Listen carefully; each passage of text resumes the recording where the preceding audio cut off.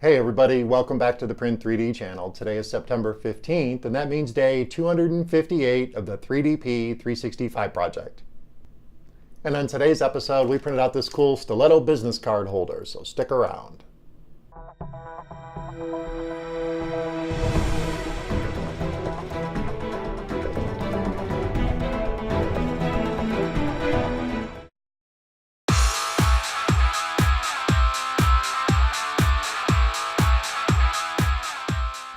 Hey everybody, welcome back, and thank you for joining me here for day 258 of the 3DP 365 project. On today's episode, we printed out this very cool Stiletto business card holder. And the reason why it's called Stiletto is it's like a stiletto knife.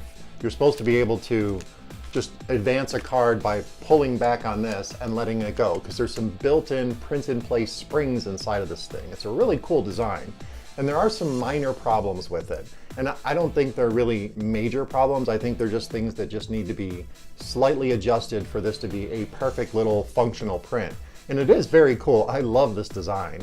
I did have some minor printing problems with it, and most of them had to do with the first layer. Now the top piece, this comes in 4 pieces, I believe it is, 4 pieces. The top piece has a little pattern that LoboCNC, and I'll put his information down in the description and a link to this model. He has a little pattern that prints on the top there, and it's a very, very cool pattern. It's very much reminiscent of what you might see on some brushed metal. But the problem is that when you're printing your first layer, depending on your first layer settings, you may fill in these tiny little gaps that he has in his little design. And I did fill in a little bit. And I did. This is actually my 3rd attempt at printing this, and I did finally just let it go because I just wanted to print it. I wanted to see if it was actually functional and not worry about the decoration that's on it. Because it is very cool. I do like the design on here. But I had my first layer width and height set to 110%. And even when I backed down the width to 100% from 110, I still got a little bit of fill in. And it was uneven. So I'm thinking it has something to do with my sanded acrylic board. I did flip it back over to the side we've been using for the last 250 some odd days because I was having some issues trying to print on the back side. I think it's actually a little bit more warped than the front side. But either way, I flipped it back over. I did a little bit of sanding, a little bit of wet sanding, and I've had some successful prints over the last couple of days. But I haven't tried to print anything with this kind of weird fine detail facing down as your first layer on the print bed.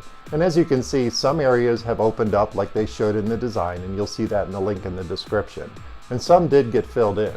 But the actual pattern that's here is still there, and that's very cool. So that was my first printing problem. The second printing problem I have is with some of the pieces. Now this is the little guide piece that sticks right here, and it's got a couple of little pins that, well, they're not on there because they actually broke off, and they are the tiniest little pins, and I don't even know if you guys will be able to see this. I'm going to try and grab it and show you.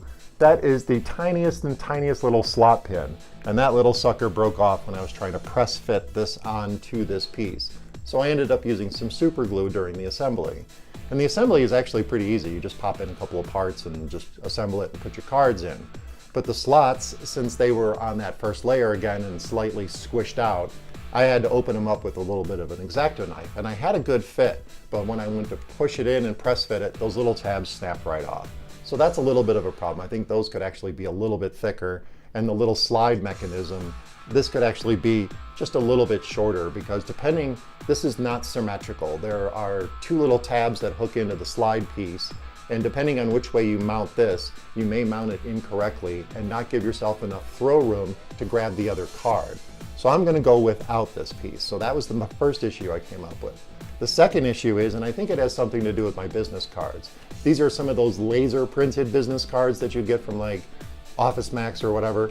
And I just use these for the Bay Area Maker Faire because I didn't want to spend any more money to have like Vista print them. But they're really thin. And normally a business card is a little bit thicker than this. And it's not really grabbing it when it goes through. And there's a bit of a curvature to the cards because they've been sitting around for a while. And of course that laser print paper, it does soak up moisture and it has a tendency to curl up a little bit. But the biggest problem is I don't think there's enough tension in that spring to really bring forward a card when you fill this up. Now, this is made by LoboCNC, and he is an amazing designer, an amazing modeler. The Frankenstein light switch plate is one of my favorite models that we've printed. We actually have it mounted up on the wall there. Someday you may see it. but he does a really good work. So this isn't like a fault on his part whatsoever, and I'm not blaming him or saying that he did this wrong. All I'm saying is there's some room for improvement on this. I think the spring could be a little bit more tension on it, because if I release it, there's not enough tension really to advance another card. And I did put 20 business cards in here, and it does still have a little bit of an issue. Now again, my cards are a little bit curved and they're laser print cards, so I think with regular business cards, they would work better. The other problem I had with the print, and let me take this apart for you, and I'll show you all the pieces that are involved in it, because it is pretty cool. The other problem I had with the printing aspect was the little leaf springs. Now you can see on that edge there, it's pretty chewed up, but these are only 2 perimeters printing. So with retraction settings and coast settings and stuff, I think I could improve these prints. And these just snap right in. I printed these facing or standing straight up just like that, and they just snap into some little grooves. And these actually snap in from the side that wasn't the first layer, so they actually fit in really, really nice. And they do a good job. They are little leaf springs. Oop, that one just popped right out. But I think they would need a little bit of super glue. I don't think just snapping them in is going to be enough. I think super glue would be better for that. The other problem I have is actually with the model, and that's with this little tab that grabs the business card. It's super, super, super, super tiny. It's enough to grab the edge of the card, but if you don't have a super clean print, it's not going to grab enough. And again, it's got print-in-place springs that you kind of pop loose. And as you can see, one of the springs is actually already broken. So I think those could be a little bit thicker. Of course, there's not a lot of room to work inside this model, so you're kind of limited to what you can do as far as springs go. But seeing that that first spring is already busted, and you can see that it's a really great design. You actually have to pop the springs loose because there's a gap between the springs and the layer that's below it. So when you just take a little X-Acto knife and pop them loose. And they all pop loose nice and clean, and there wasn't a problem. It wasn't until I loaded up the business cards and started using it that I started seeing a little bit of flex in some of those spring areas.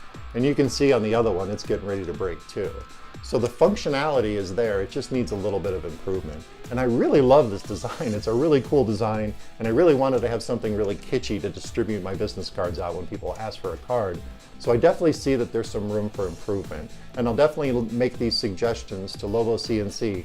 I mean, a lot of people have already printed this, and I did see this at Bay Area Maker Faire. One of the fellow makers had this, and they were using it to give out their cards. So I remembered there was something on Thingiverse that I could print that was that exact model, but I didn't realize there was a few little issues, and it required a little bit more attention to your print settings possibly. We did use a 0.2 millimeter layer height with 3 top layers, 3 bottom layers, and 15% infill. And I did print this out at only 35 millimeters per second, and it took just over 3 hours to print. And the assembly was pretty difficult only because I did have to do a lot of cleanup on the parts just to get them to work. And of course, it doesn't work perfectly, but I think it works cool enough that I'll probably still reprint this piece, and maybe with a little bit thicker infill to kind of fill in some of these areas. And I definitely think I'll take a little bit more time and caution when popping the little springs loose from the bottom, because you really need to get all the spring pieces loose, and I don't think I got the very back ones loose. I think only the front ones popped loose. So definitely take your time when you're assembling this, or it will not function properly. But I do think that this little tab that grabs the cards could be a little bit thicker and taller. And of course, the little tabs that I snapped off on the little guide piece to keep the little slide from going back too far, those tabs could be just a tad thicker too. So it's definitely something you have to take your time printing. But either way, I do think it's a very cool model. It's very functional, it's very practical, and if I can get it to work properly, you guys will probably see it at the next Maker Faire. Well, that about wraps it up for day 258 of the 3DP 365 project. If you're looking for ways to support the channel, check out the affiliate links down in the description. It kicks a little bit back to the channel when you use those affiliate links for MatterHackers, Amazon, and GearBest. It doesn't cost you a penny, and I really appreciate it. And of course, don't forget to subscribe to the channel. Comment, like, and share those videos, and I'll see you guys tomorrow.